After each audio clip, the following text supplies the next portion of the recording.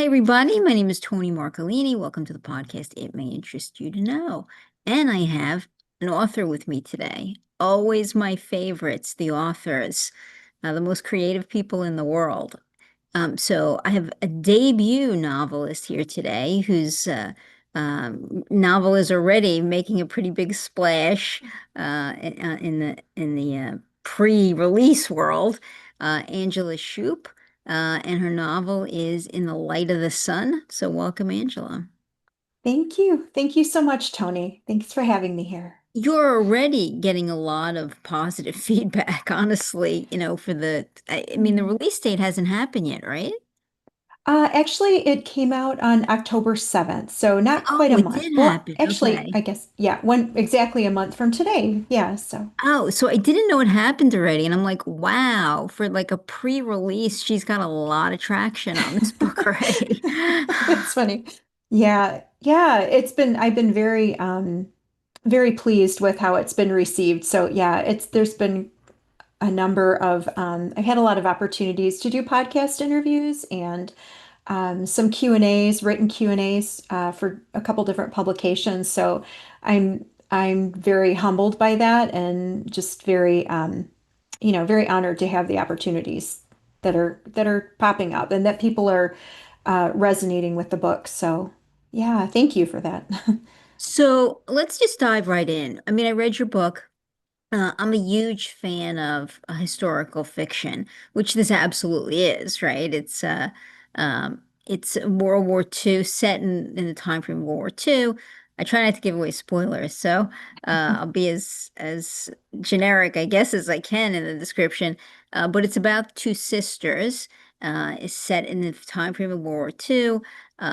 Both have a passion for music, for opera, for singing, and one is in the Philippines. The other one is in Italy, living with a grandmother who's also a star, I guess you could say.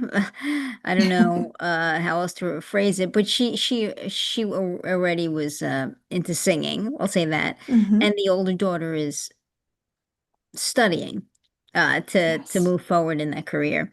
And the younger daughter aspires likewise to be involved in the world of opera and to move forward with singing. And the world goes crazy, right? I mean, at that point in the war, um, lots of stuff is happening. Yes. So you literally take us through. Their world's turning upside down. They're separated, and of course, it's not like today, right? They didn't just text each other and go, "Hey, I'm in the Right. jungle," and the other one's like, "Well, I'm in the," I mean, Yes. that kind of technology wasn't available. So all you knew is that the person was in this place when something happened. You didn't have that instantaneous connection, certainly wasn't available at that time. So they both, I mean, one's in the Philippines when, Pearl Harbor happens and the Japanese get involved, enter there and she has to flee with her family. And the other one in Italy, Mussolini's hold is getting, tighter and tighter. And I thought you did a great job really capturing vividly the feel of the time, right? Which we tend to lose track of, I think. It's one of the reasons I really like historical fiction. I wish more TV was, mirrored Mm. on historical fiction because there's nothing like really stepping back in time and feeling what that's like, right? Because we all know what our experience is now, but I think to really appreciate the journey, right, to where we are in Hmm. time now, the things in the past, I think is so important. So I really liked that, how well you Yeah. captured that, the fear, the cruelty. I Mm. mean, I don't enjoy cruelty, but I mean, you really Right. captured to let them know what it was like to live and live through that, to survive, right? Yeah. To have to survive Wow. through all that. So bravo on that. Oh, wow. Thank you. Thank you so much, Tony. That was not an easy thing to do, I think, but I spent a lot of time doing research, reading a lot of firsthand accounts And this is a family inspired story. So I I was going really to ask you grew, about that too, yeah, right? You have a tie to it as well. I do very much. Yeah. I mean, it's really the reason that I wrote the book, because it is very much inspired by my mom's story and her family's story. And very similarly to in the I keep looking over here because I have a copy of the book sitting here. But very similarly to in the book, my mom was in the Philippines. She grew up in the Philippines. Her father was an Italian immigrant who moved from Italy to the Philippines and met and married her mom, a young Filipino woman, and fell in love and ended up staying there. They had 6 kids. Um, but my mom's dream was to voice train like her Nona, her grandmother, so her dad's mom, and her Nona was a former Italian soprano who traveled the world with a couple different opera companies. And my mom's older sister, again, similar to in the book, Rosa in the book, the older sister is able to go to Italy because she's older and is voice training there during the when the war happens, essentially. And so they experience the war on these two very different fronts. But I grew up hearing these stories from my mom and her 3 older sisters about their time in the Philippines and just what a loving family they had. I never met my grandfather, her dad, and sadly, her mom passed away when she was young. But I never met my grandfather, and he just sounded like the most wonderful, loving, nurturing man, just with a huge, I this I can't think of the word. Verve is not the word I have for verve for life. I don't know. He just was a very joyful man, and I don't know. Their stories really resonated with me and stayed with me, especially knowing who they were as women. They were very strong women. They were very resilient and very joyful. They live very full lives. So, despite the fact that they went through this difficulty, this very significant difficulty during the war, they still lived very full lives and were very joyful. So that right there was a very significant example to me in my own life going through difficulties. Um, and the story just seemed like a very beautiful story. And I really wanted to bring it to the page, but it took a very long time. So I'm glad that, I'm so happy and so grateful for the opportunity to be able to do that. I know publishing is not, it's not a guarantee. It's not an easy industry. It's not easy to get an agent and to get a contract, with a publishing company. So I'm very, very grateful to have the story be able to come out and hopefully have it resonate with people and, have it impact others as well. 1000% I agree, right? First of all, I think creating something is anything is difficult, right? And I say this on the podcast all the time. It's not easy. It's humbling, right? To Mm, first of all, to put you kind of your sweat and tears into something, create it, and then put it out into the world and go, okay, go ahead, criticize it, judge it, yes. Yeah. right? It's not easy. No, you're correct. Yeah, very So, I mean, much. that's never an easy thing. And most of the people I've spoke to who are creative, they do it despite that, because they don't know how to do anything else, right? They Yeah. can't stop themselves from creating. It's typically a story or whatever it is, just, like a lion trying to get out. Like they have to release it out into the world. There's definitely an element of that in the story. I mean, I could tell this was a well-crafted story that like you had to tell. Yeah. I mean, I thank you. there's, Thank you. significant detail in there, that otherwise, you wouldn't. I mean, if you were just going to tell the story, it's like, okay, you told the story, you could set it in those places and still tell the story. But the authenticity, I thought, it was so believable. And, I want to comment about something else. You don't often see somebody, write like you did in the first, first person present tense, right? That's not Yes. that first of all, that's not that easy. to carry through. Like, and Hmm. this is not a novella, it's a full novel, right? So, I mean, it's not that easy to Yes. carry that all the way through. But you know what it did? It didn't make it seem set back in time because you did that. I thought that was so interesting of a choice that you Hmm. made creatively, right? Because I felt like I was going along with your protagonists. There's Wow. something about the present tense because you're no longer telling the story like he did this, she did that. Right. So you're telling a story that happened already in the past.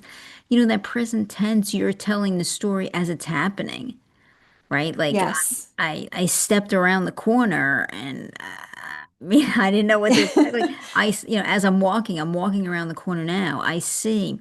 So Yeah. anything can happen. You're having your reader travel with you. Hmm. And I think because of that, it felt truly set in those time periods. Like I think you Wow. allowed your readers to immerse right in the time period because now I'm in the present tense. So Yeah. whatever you're doing, I'm walking aside. And, you know, you're no longer telling Hmm. me a story about something that happened a lot of years ago, and you're talking about it in what is the common way to tell a story. Right. He Right. jumped off the bridge. He did this, he that. You're Yes. telling the story after the fact, like you're not going to believe what happened next. You know, this happened next, that happened next. But this is different. This is like the present tense it's not that easy to write in the present tense, one. And two, for this story, you allowed readers to immerse with you, right? And I always think Hmm. like too, that allows Wow. you to kill the person off, even if you wanted to, right? Because you're not telling the story. You Yes. don't know the person survived to tell the story, right? Which is a Right. neat trick Right. as well, right? Because you're Yeah. experiencing it with them.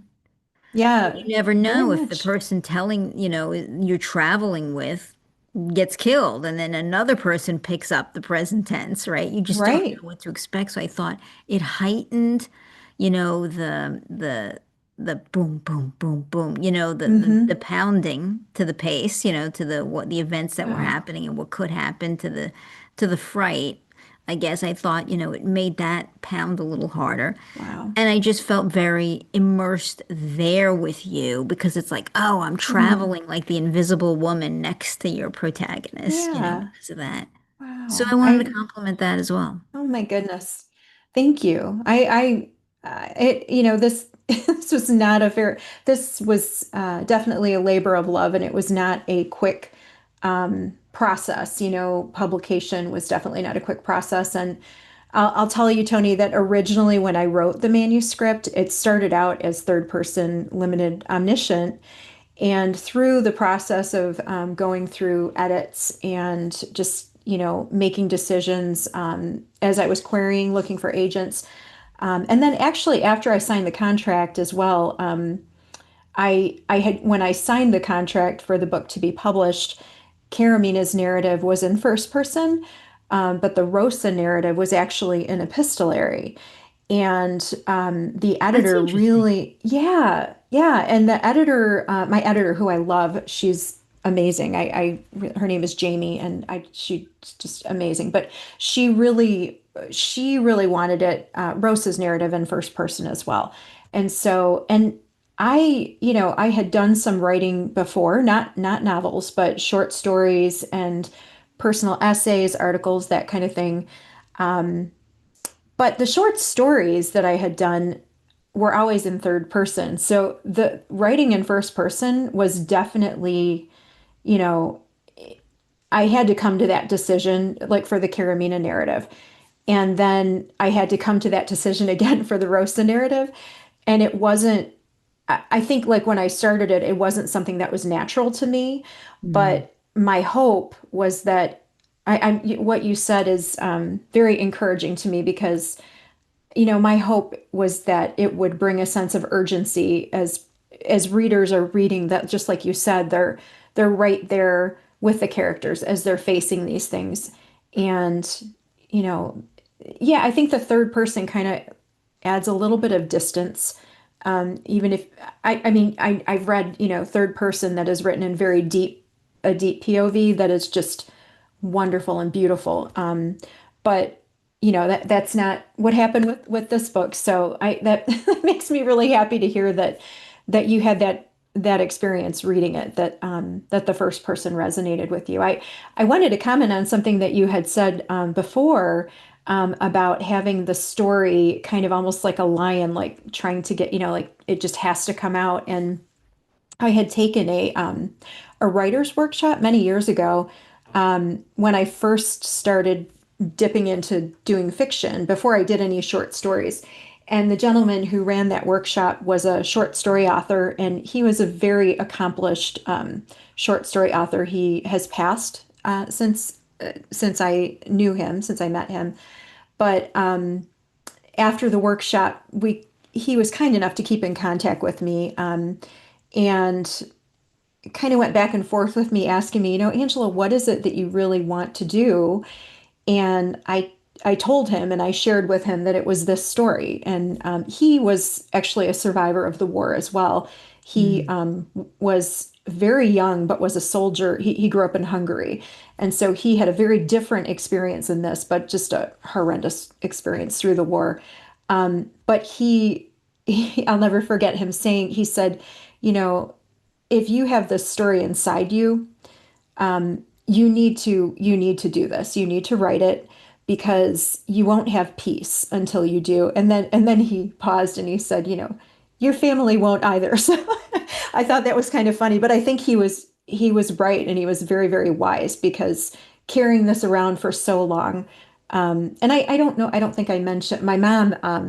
I actually interviewed my aunts before I started writing this. Um, I was considering doing it, but what happened was my mom actually had Alzheimer's for many, many years. And so as she was going through that experience and kind of fading into herself and really no longer able to answer questions, I felt a sense of urgency to understand more about her life. And so I had reached out to my aunts as well as my godmother, who also grew up in she was not blood related, but she grew up in the Philippines, very similarly to my mom, and her family also fled their home when the Japanese invaded. And just, really interviewed them and tried to get an understanding for how their lives were. My godmother was kind enough to be a first reader of the Karamina narrative, and she was just, she acted as a research help, and then, she read the manuscript as well. I wanted to make sure I did so much reading of firsthand accounts and a lot of other research also for both narratives, but for It the shows. Thank you. For the Filipina narrative, she when she read it, she actually thanked me, which I said this, I think in a couple places, but probably one of the highest compliments I could have gotten was and she sadly, they've all passed now, but her name was Belen, my Aunt Belen, but she said, Angie, she thanked me and she said, you have put down in this book, like essentially I was able to go through my childhood memories, but in a way that I could remember my family fondly. So even though this wasn't her family, she had very fond memories of her family, even though they were going through this very difficult time. And, and the fact that she thanked me for that, she said, I've never really seen that done before, but you've given me the opportunity to do that, to go through those memories. And that was so moving to me, that was very gratifying. Yeah, absolutely. I mean, that's the thing about books, isn't it? Right? I mean, it's sort of unlike any other form of entertainment. I mean, movies are great, documentaries are great, and but books, there's nothing. Well, library. I always tell the story. The first time I was a little girl. First time my mother took me into the library, she held my hand. I mean, I walked through and I was like, I said, I heard the harps. Like I knew I had found my place in the world. Yeah, So yeah, I'm a bit of a book, junkie. yeah. But the thing is about books is they enable you, unlike any other form, but to live like in a place. like to experience a place through like the inner workings of the brain almost of somebody else, right? Who shares a story or tells a story. The best authors do it with some level of research, Hmm. even if they're telling a fictionalized story. But it helps you experience the place and time, Yeah. right, to get a genuine feel for that. And I think that's a gift that authors who do that give. And that's why I say I'm a big historical fiction fan, because it's sort of a gift, right? You give people who Mm. experience that the chance to feel heard and seen. Hmm. Right. People who Yeah. think their Yeah. experience is all but forgotten, like, go find somebody who survived World War II and talk to them now, right? And Yeah. nobody's thinking about them anymore or thinking about how Right. different the world was then, Hmm. to what it is Yeah. now. But they had their own share of experiences and crises and pain and very different than ours. And they really endured. And I'll say in some ways Yeah. they endured a lot more than we, have ever Yeah. endured. Yeah. Uh, Yeah. and and people don't think about it anymore, right? They No. give them that due. And I think to let any period of time feel heard, and let Hmm. people, go back and experience it, have the people who were in it, say like, yeah, that's what that was like. Yeah. Yeah, I think it's an absolute gift to do it, and to do it in a Yeah. way that people can process it, right, in their Yeah. brain and have it mean something or be impactful. Yeah. Amazing. I love historical fiction. I mean, long before I started writing, I mean, I read different genres as well, but I Me love too. historical fiction. And I mean, one of the things I love about it is what you're saying. It gives you this view, but not just a view. I mean, it walks you through a time and a place, and experiences that you would not have. And I'm often, curious to know more. Like I'm always going to the author's note, like, wanting to know more about this experience, this event, whatever it is, this particular time in history, and just digging into that to try to understand. Actually, I will say that, um, this book, I said it's inspired by my mom and her family's story, but growing up, I was very aware of the fact that, many people around us were not aware of what happened in the Philippines, or even that there was war in the Philippines. And as I've grown, I'm an adult now, and my kids are actually adults, and even now Wow, I'm you don't look old aware. enough to have adult Oh, kids. I have adult, my kids are adults. Yeah. But I'm aware of the fact that, people don't know that this happened in the Philippines. I still, I encounter people, and it's understandable because there isn't a lot out there about it. But I kind of watched my mom through the years, and I feel like you mentioned giving people a voice, so that they feel like they're heard or that they're seen. And, she lived, a very full life, but I do feel like, I don't know. I wish I could have asked her this, but I just got the impression that she didn't. Maybe that's why, because it seemed like people weren't aware of what happened in the Philippines. So I kind of felt like she felt like she didn't have a voice. And so I wanted I wanted to bring that out, this, and certainly the stories, there's so many stories of Yeah. World War II. I mean, there's so many. And I mean, what happened in Europe was absolutely horrific. Um, it's just, there's so many stories all over. But I feel like these stories, maybe in the Pacific, and certainly in the Philippines, but aren't really as well known. So I really, I don't know. I wanted to give a voice to that, Well, I think also, years ago, I think people experienced life and pain, maybe even brutality, a lot different than we do today, right? So years Hmm. ago, it was, it happened, it's over. right? I Yes. mean, there wasn't that processing period. People didn't worry about how your psyche was, afterwards. Yes. You just kept going, right? That Yeah, was how people absolutely. lived back then. They Hmm. experienced trauma, they just kept going. Nobody Yeah, was coddling them. People just right. expected that of you, right? Whereas today, I do think we experience things completely different. There's you know, any event that happens, Hmm. there's a response. Typically, people react, people show up, people are in place more to they believe in counseling and trying to help people, Yes. Yeah. come to terms, mentally with what happened. So I think that's a little difference too. Uh, Hmm. so now when you give somebody a chance to be heard about something they experienced so traumatically, I think they get to Yes. go, yeah, that's what I went through, right? It really was Yeah. horrible.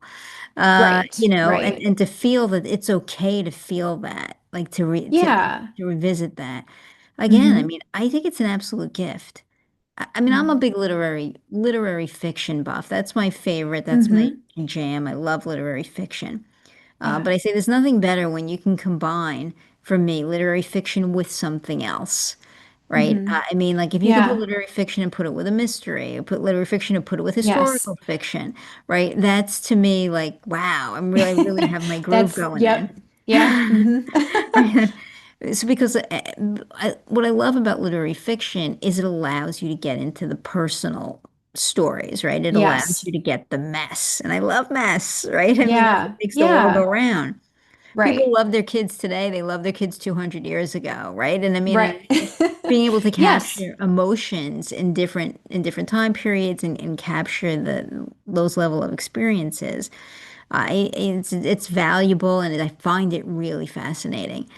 So when Yeah. you do what you did, because this is definitely like a literary fiction book. I mean, it's not just like a Wow. thriller or a history Hmm. book with a historical fiction. I mean, it's got that literary overtone to it, and which I Thank you liked. for thank you for that. Yeah. Yeah, which I Yeah. liked a lot, because you Wow. captured it like, running with it, like you're telling this Hmm. story and it's so deeply personal. It's so deeply about survival. Like, because to me, it wasn't as much about, it was great to experience World War II and those time periods and learn.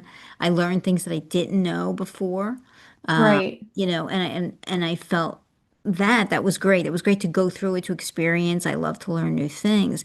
But it was so much about these two women surviving and their survival Yeah. story. And that was the literary part of it for me. So, Yeah. so, traveling through with them trying to survive and then showing me them surviving through his history, to me, that's a home run. Wow. So for my two Wow. Thank cents, you. Oh my goodness. that's my 2 cents. I really loved your book. Wow. I highly recommend Ah, it. thank you so much, Tony. Thank you. That means a lot.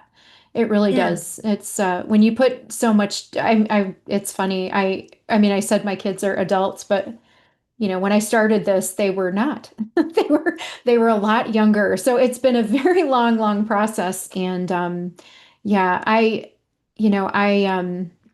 that gentleman who I mentioned, the short story author who did the workshop, um, he wrote literary fiction. His work would be considered literary fiction, his short stories. And I'm just in awe. Like when his name, his I guess Americanized name would be is Lawrence Dorr, but his Hungarian name was Janos with a J, Janos Shumyan. But and he has a couple different collections of short stories that he had published, and reading his work, he's just a master of language and really delving deep into the human experience and the human spirit, like resilience, and he's a master of language. I have a couple of his books back on my shelf there, and I'm when I read work like that, I'm just in awe of that. Um, how people can be such masters of language that it's so beautiful, and they use it to really draw the eye and the attention and really bring so much emotion to their work, for the Mhm. reader. And, I aspire to do that. So that what you said, thank you very much. That's a high compliment. So thank You're you. welcome. Highly recommend the book. Can you tell everybody where they can find out more about you? Yeah, absolutely. Yeah, I have a website. It's just angelashupe.com. And information about the book is on there. The all of the retailer links, if someone's interested in purchasing it, are on there as well. I do have some more information about research that I had done, Mm. and some photos from my family as well, that I used for some inspiration are there. I'm on Instagram, mostly. I do have a Facebook account, but I'm predominantly on Instagram. So, but the website and Instagram, I would say they can find me. And Instagram, they can find me at Angela M. Shupe. M as in Marie. So, Excellent. yeah, yeah. Well, I mean sequels. What do you think? Or just even another standalone book. What are you working on? I mean, Yeah, something news on the horizon, I assume. I I have been working, I've been doing research. It's for another family inspired story. And it is probably, if I'm able to do it, it will be set in a few different countries as well. I don't have the familiarity with those countries that I had with this book. So it's taking a little bit longer. It's challenging. It's a little bit challenging, but I'm delving forward because I'm curious, doing the research. I love doing the research. And again, as I said, it's another family inspired story. So I'm hoping to be able to bring that to the page, and it may have one of the characters or maybe two from that appear in this book as well. So not a sequel though. Probably going back in time. But yeah, that I don't have it all don't have it all fleshed out, and I don't want to, say something that isn't quite Absolutely. ready yet. So, but Well, yeah. I certainly hope you'll come back when your next Oh, novel is coming out and keep thank you. talking to me. Wow. Thank you so much, Toni. Thank you. This has been lovely talking to you. Thank you. Likewise. I So, love I mean, that. I'm going to close the podcast and I'm going to thank you for being here. It's Okay. I'm grateful. I love to read. I love to get the opportunities to talk to the authors. I think it's a hard gig. Yeah. Creating is Yeah. not easy, and it's not easy to stand beside your work after the fact, and Yeah. um, Yeah. yeah. I really do appreciate you having me on, and I appreciate your kindness and your encouragement, your support for In the Light of the Sun. It really does mean a lot to me, Toni. Thank you. Yeah, it's a great book. So I look Thank you. forward to talking to you after the next one. Yeah, I'd love that. Thank you. Thank you. Hmm. Have a great day. You too.